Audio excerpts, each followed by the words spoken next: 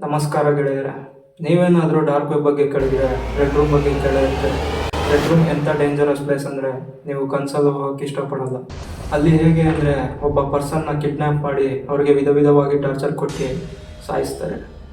ಅವರು ಎಷ್ಟು ಟಾರ್ಚರ್ ಕೊಡ್ತಾರೋ ಅಷ್ಟು ಅಮೌಂಟ್ನ ಡಿಮ್ಯಾಂಡ್ ಮಾಡ್ತಾರೆ.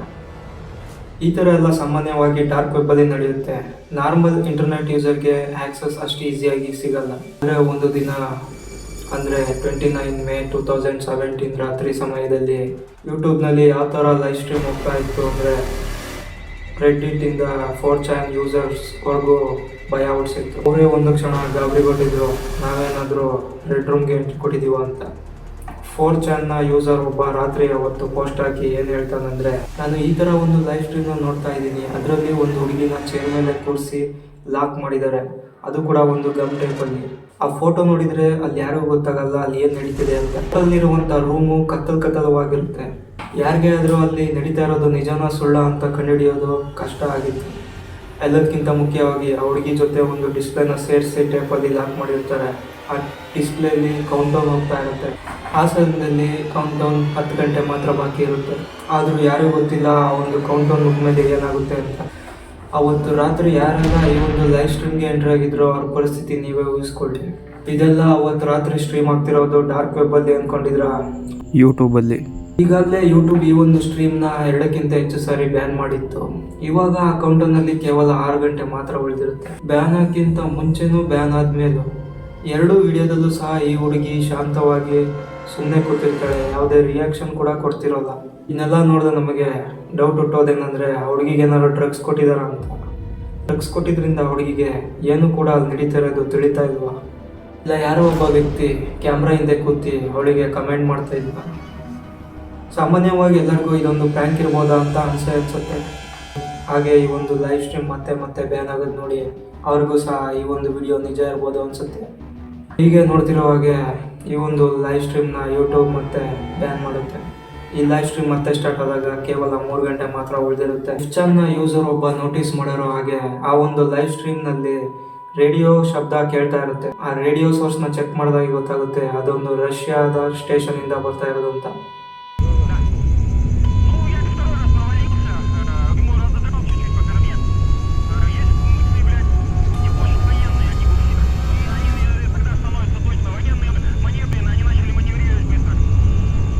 ಇವಾಗ ಎಲ್ಲರಿಗೂ ಕನ್ಫರ್ಮ್ ಆಗುತ್ತೆ ಈ ಒಂದು ಲೈವ್ ಸ್ಟ್ರೀಮು ರೆಕಾರ್ಡೆಡ್ ವಿಡಿಯೋ ಅಲ್ಲ ಅಂತ. ಈ ಒಂದು ಲೈವ್ ಸ್ಟ್ರೀಮ್ ಮತ್ತೆ ಬ್ಯಾನ್ ಆಗುತ್ತೆ.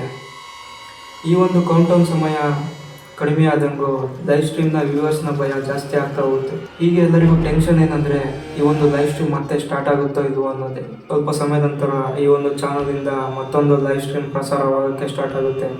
ಈಗ ಕೌಂಟೌನ್ ಕೇವಲ 1 ಗಂಟೆ 40 ನಿಮಿಷಕ್ಕೆ ಇಳಿದಿರುತ್ತೆ.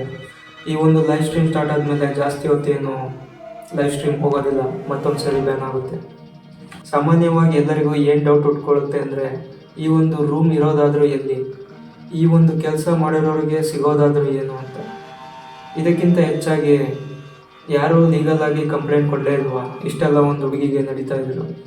ಇಲ್ಲಿವರೆಗೂ ನಡೆದಿದ್ದಲ್ಲಿ ಅಂಥ ಭಯಂಕರವಾಗಿರೋ ವಿಷಯ ಏನೂ ನಡೆದಿಲ್ಲ. ಆದರೆ ಮುಂದೆ ನಡೆಯೋದು ಎಷ್ಟು ಡಾರ್ಕ್ ಆಗಿರುತ್ತೆ ಅಂತ ನೀವೇ ನೋಡ್ತೀರಿ. ಈ ಒಂದು ಲೈವ್ ಸ್ಟ್ರೀಮ್ ಮತ್ತೊಂದು ಸರಿ ಪ್ಲೇ ಆದಾಗ ಕೇವಲ 18 ನಿಮಿಷ ಮಾತ್ರ ಬಾಕಿ ಇರುತ್ತೆ. ಆದರೆ ಮೇನ್ ಆಗಿ ನಮಗೆ ಗೊತ್ತಾಗೋದೇನೆಂದರೆ ಈ ಹುಡುಗಿ ಜೊತೆ ಇನ್ನೊಬ್ಬ ಪರ್ಸನ್ ಇದ್ದಾನೆ ಅಂತ. ಈ ವಿಡಿಯೋದಲ್ಲಿ ನೀವು ನೋಡ್ತಾ ಇರ್ಬೋದು. ಅವ್ನು ಕೇಳಿರೋ ಕ್ವಶನ್ಗೆ ಆ ಹುಡುಗಿ ತಲೆ ಅಲ್ಲಾಡಿಸಿ ಆನ್ಸರ್ ಮಾಡ್ತಿರ್ತಾಳೆ. ಆ ರೂಮಲ್ಲಿ ಇದ್ದಂಥ ವ್ಯಕ್ತಿ ಬಳಸ್ತಿರೋ ಲ್ಯಾಂಗ್ವೇಜ್ ರಷ್ಯನ್ ಆಗಿದ್ರಿಂದ ತುಂಬ ಜನಕ್ಕೆ ಅದು ಅರ್ಥ ಆಗಿರಲಿಲ್ಲ. ಆದರೆ 4chan ಯೂಸರ್ ಎಲ್ಲ ಥರದ ಭಾಷೆನ ಟ್ರಾನ್ಸ್ಲೇಟ್ ಮಾಡೋದ್ರಿಂದ ಗೊತ್ತಾಗುತ್ತೆ ಆ ಒಂದು ರೂಮಲ್ಲಿ ಬಾಂಬ್ ಪ್ಲಾಂಟೆಡ್ ಆಗಿದೆ ಅಂತ.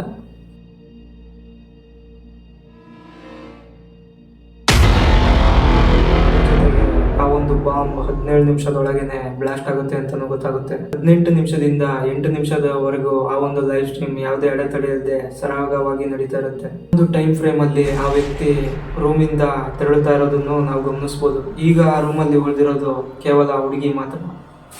ಹೀಗೆ ಕೌಂಟೌನಲ್ಲಿ ಕೇವಲ 8 ನಿಮಿಷ ಮಾತ್ರ ಬಾಕಿ ಇರಬೇಕಾದ್ರೆ ಯಾರೋ ಜೋರಾಗಿ ಗ್ಲಾಸ್ ಹೊಡೆದಂಥ ಸೌಂಡು ಕೇಳಿಸುತ್ತೆ. ಹಾಗೆ ಆ ಗ್ಲಾಸ್ ಚೂರು ಬಿದ್ದಂಥದ್ದು ಕೂಡ ನಾವು ವಿಡಿಯೋದಲ್ಲಿ ನೋಡ್ಬೋದು. ಇಲ್ಲಿಗೆ ಈ ಒಂದು ಲೈವ್ ಸ್ಟ್ರೀಮ್ ಬ್ಯಾನ್ ಆಗಿದ್ದು ಮತ್ತೆ 20 ನಿಮಿಷ ಆದರೂ ಆ ಒಂದು ಚಾನಲಲ್ಲಿ ಯಾವುದೇ ಆ್ಯಕ್ಟಿವಿಟಿ ಇರೋಲ್ಲ. ಈ ಸಮಯದಲ್ಲಿ ತುಂಬ ಜನ ಆ ಹುಡುಗಿ ಸತ್ತೋಗಿರ್ಬೋದು ಅಂತ ಥಿಂಕ್ ಮಾಡಿರ್ತಾರೆ. ಟ್ವಿಸ್ಟ್ ಏನಂದರೆ ಆ ಒಂದು ಚಾನಲಲ್ಲಿ ಮತ್ತೊಂದು ವಿಡಿಯೋ ಅಪ್ಲೋಡ್ ಆಗುತ್ತೆ.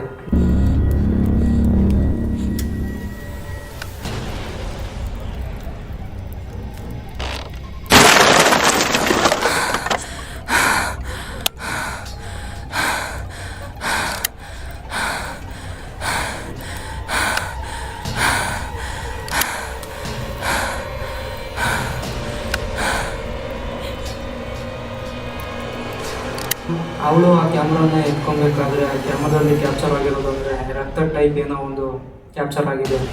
ಮೀನ್ಸ್ ಅಲ್ಲಿ ಯಾವುದಾದ್ರೂ ಡೆಡ್ ಬಾಡಿ ಏನಾದರೂ ಇತ್ತ, ಆ ರೂಮಲ್ಲಿ ಟಾರ್ಚರ್ ಕೊಟ್ಟು ಯಾರಿಗಾರು ಸಾಯಿಸಿದ್ರ. ನೀವೆಲ್ಲ ಗಮನಿಸಿರ್ಬೋದು, ಕೇವಲ 8 ನಿಮಿಷ ಉಳಿದಿರ್ಬೇಕಾದ್ರೆ ಯಾರೋ ಕಿಟಕಿ ಗಾಜನ್ನ ಹೊಡೆದಿರೋದು ಸೌಂಡ್ ಕೇಳಿಸುತ್ತೆ. ಆವಾಗ ಯಾರಾದರೂ ಆ ವಿಂಡೋ ಗ್ಲಾಸಿಂದ ಎಂಟ್ರಿ ಆಗಿ ಅವನ್ನ ಸೇವ್ ಮಾಡಿರ್ಬೋದು. ಎಷ್ಟೇ ಈ ಒಂದು ಲೈವ್ ಸ್ಟ್ರೀಮ್ನ ಡಿಕೋಡ್ ಮಾಡಿದ್ರು ಅಲ್ಲಿ ಏನು ನಡೀತು ಅಂತ ಆ ಸಮಯದಲ್ಲಿ ನಮಗೆ ತಿಳ್ಕೊಳಕ್ಕೆ ಸಾಧ್ಯನೇ ಆಗಲಿಲ್ಲ. ಇವತ್ತು ಈ ವಿಡಿಯೋ ನೋಡಿರೋ ನಿಮಗೆ ಏನನ್ಸುತ್ತೆ? ಆ ಹುಡುಗಿ ಬದುಕಿದಾಳ, ಸತ್ತಿದಾಳ? ಈ ಒಂದು ಇನ್ಸಿಡೆಂಟ್ ಆದ ಕೆಲವು ಗಂಟೆಗಳ ನಂತರ ಕೆಲವು ಗೇಮಿಂಗ್ ಕಂಪನಿಗಳ ಮೇಲೆ ಆರೋಪ ಬಂದರು, ಅದೆಲ್ಲ ಸುಳ್ಳು ಅಂತ ಗೊತ್ತಾಗುತ್ತೆ.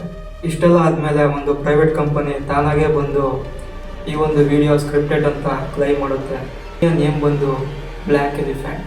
ಅವ್ರು ಹೇಳೋ ಪ್ರಕಾರ ಅವರಿಷ್ಟೆಲ್ಲ ಮಾಡಿದ್ದು ಒಂದು ಸೋಷಿಯಲ್ ಎಕ್ಸ್ಪೆರಿಮೆಂಟಿಗೋಸ್ಕರ. ಆದರೆ ಈ ಒಂದು ಸೋಷಿಯಲ್ ಎಕ್ಸ್ಪೆರಿಮೆಂಟ್ ಅವತ್ತು ಕಂಪ್ಲೀಟ್ಲಿ ಫೇಲ್ ಆಗಿತ್ತು. ಯಾರು ಕೂಡ ಲೀಗಲಿ ಕಂಪ್ಲೇಂಟ್ ಕೂಡ ಕೊಟ್ಟಿರಲಿಲ್ಲ ಹಾಗೂ ಯಾವುದೇ ಆ್ಯಕ್ಷನ್ ಕೂಡ ತಗೊಂಡಿರಲಿಲ್ಲ. ಈ ಒಂದು ಇನ್ಸಿಡೆಂಟ್ನ ಕಂಪ್ಲೀಟಾಗಿ ಬಗೆಹರಿಸೋಕ್ಕೆ ಈ ಒಂದು ವೀಡಿಯೋಸ್ಗಳನ್ನ ರಿಲೀಸ್ ಮಾಡಿ ಕಂಪನಿ ಅವತ್ತು ಎಷ್ಟೋ ಜನರ ನಿದ್ದೆಗೆಡಿಸಿದಂಥ ಇನ್ಸಿಡೆಂಟ್ಗೆ ಫುಲ್ ಸ್ಟಾಪ್ ಹಾಕಿತ್ತು.